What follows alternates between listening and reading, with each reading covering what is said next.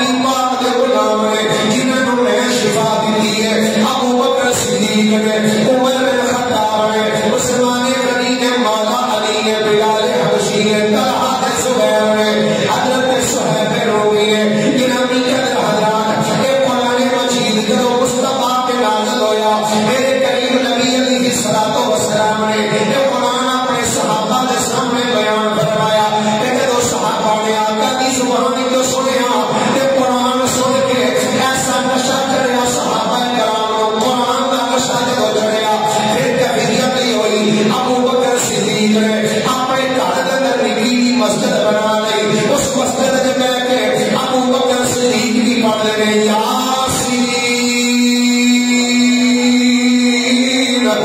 والقرآن الحکیم انک لمن المرسلین علی صراط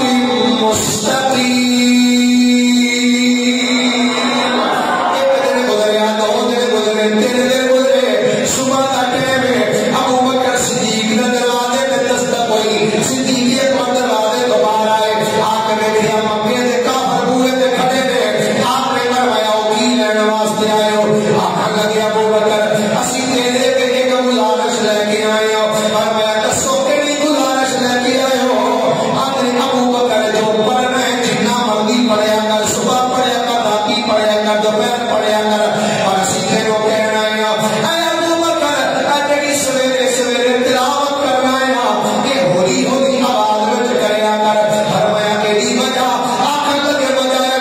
وہ یادا جب تو سویرے دے ٹائم قرآن کی تلاوت کرنا ہے ساڈیاں بیویاں کم چھڈ دیندیاں نے آنیاں نے پاویں اسی نہیں منتے پر جڑا